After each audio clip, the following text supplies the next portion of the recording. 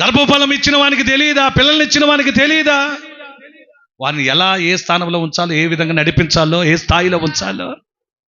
ఈరోజు నీకు కష్టంగా అనిపించవచ్చు, వారి నడవడిక బాగోకపోవచ్చు, వారి ప్రవర్తనలు సరిలేవని నీకు అనిపించిన హృదయాన్ని గాయపరచవచ్చు. అంత మాత్రానికేనా? వాక్యం చెబుతున్న మాట, నాకు మొర్ర పెట్టుము, నేను నిన్ను విడిపించేదను, నీవు నన్ను మహిమపరచెదవో. ఎంత అద్భుతమైన మాట అండి. నీవు నాకు మొర్ర పెట్టు, నువ్వు చేయాల్సింది ఒకటే, నువ్వు చెప్పాల్సింది ఒకటే, ఆయన దాకా తీసుకుని వెళ్ళాల్సింది ఒక్కటే. ఏ స్థితి, ఏ గతి, ఎలాంటి ఇబ్బందో ఆయన దాకా మోసుకొని వెళ్ళు. ఆయనకు అప్పచెప్పు. మళ్ళీ ఒకటి వచ్చింది కదా, అప్పచెప్తే ఆయన వినాలిగా. వినాలంటే, విని చేతులెత్తి దీవించాలంటే, నీ బిడ్డలను ప్రయోజకులుగా మార్చాలంటే, నీ కుటుంబం కట్టాలంటే, నీ పిల్లల్లో గొప్ప గొప్ప ఫలభరితమైన స్థితులు ఇవ్వాలంటే, మళ్ళీ ఒక చిక్కు వచ్చి పడిందిగా. మన మాట వినిపించుకోవాలంటే నువ్వేమై ఉండాలి? ఆయనకి ఇష్టలుగా చెప్పాలండి. మరి ఎలా అండి? పెద్ద తలనొప్పి వచ్చింది. ఆయన దీవించడానికి అడ్డులేంటంటే, అతిక్రమములు దాచిపెట్టుకున్నవాడు వర్తలడు, వాటిని ఒప్పుకొని విడిచిపెట్టువాడు కనికరాన్ని, పశ్చాత్తాపపడు వాడు కనికరాన్ని పొందుకుంటాడండి. ఆయన చేత తల్లిదండ్రులుగా మన కనికరం పొందుకొని మన పిల్లల్ని దీవించాలి, మన కుటుంబం బాగు చేయాలి, సమాధానపరచాలి అంటే, మన మొర్ర ఆయన ఆలకించాలి అంటే, ఆయన చెవిన పడాలంటే, మన ప్రవర్తన, మన నడవడిక, మన హృదయములు దేవునికి అయిష్టమైన వాటన్నిటిని ఏం చేయాలట? మూట కట్టి పారేస్తావా, అలా ఉంచుకుంటావా? ఎప్పటికైనా పనికి వస్తుంది అనుకుంటావా? ఏం చేయాలి? పారవేయ్. అప్పుడు ఆయన త్వరగా నీ మాటను వినగలిగిన వాడుగా ఉంటాడు. గట్టిగా స్తోత్రం చెప్పు.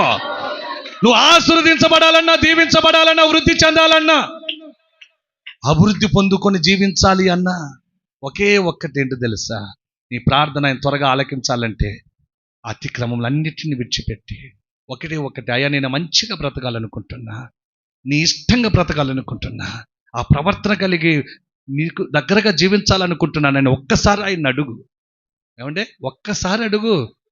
ఆయన చేయకపోతే అడుగు, ఆయన కడగపోతే అడుగు, ఆయన రక్తముతో నిన్ను కడిగి వేసుకోపోతే అడుగు. నువ్వు అడగాలే కానీ, పశ్చాత్తాప పడాలే కానీ. పేతురును, అదిరు బెదురు కలిగిన పేతురుని వాడుకున్నాడే. తన నీడపడి ఆశీర్వదించబడి రోగులు కూడా స్వస్థపడేట్టుగా నిలబెట్టుకున్నాడే. ఆ దేవుణ్ణే ప్రకటిస్తున్నా, ప్రభు అయిన యేసయ్యను.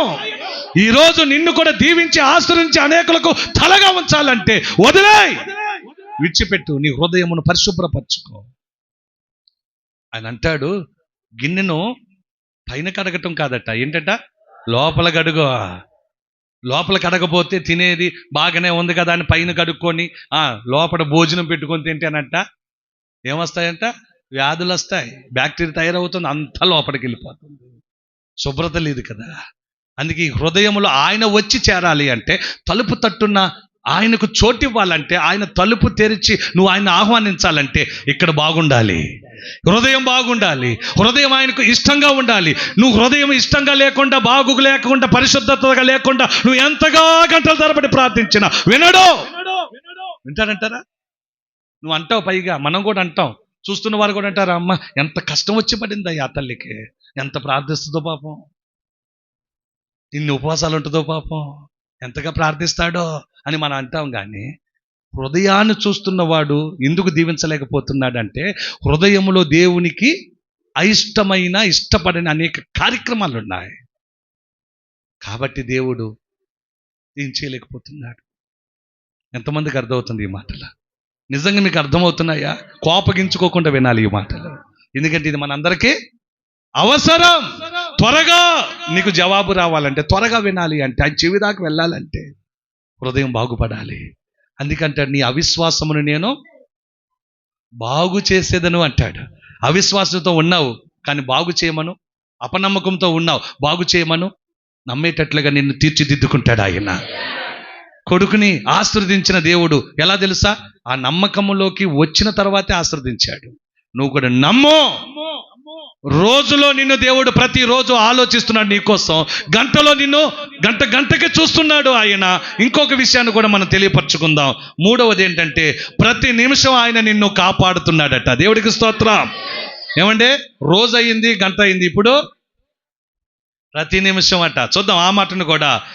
యెషయా గ్రంథం 23వ అధ్యాయము 3వ వాక్యం త్వరగా. ప్రతి నిమిషమా లేకపోతే ప్రతిరోజా, ప్రతి నెలక? ప్రతి నిమిషము. ఏమంటే వింటున్నారా? ప్రతి నిమిషమట. చెప్పాలి బ్రదర్స్. ఎప్పుడెప్పుడు? ప్రతి నిమిషము వాదు చేసి నీరు కట్టి ఫలించే విధంగా నీ పట్ల ఆయన ధ్యాస కలిగి నిమిషము నువ్వు ఫలించాలని నీ పట్ల బాధ్యతగా వ్యవహరిస్తున్నాడు ఆయన. ఒక భారాన్ని నీ కొరకు మోస్తున్నాడు. నీ భారాన్ని మోస్తున్న ఆయనకు నువ్వు ఎలా ఉండాలో తెలుసా? నిన్ను దేవుడు ఆశీర్వదించాలంటే ఎవరిని దీవిస్తాడో తెలుసా? చూడండి ఆ మాట.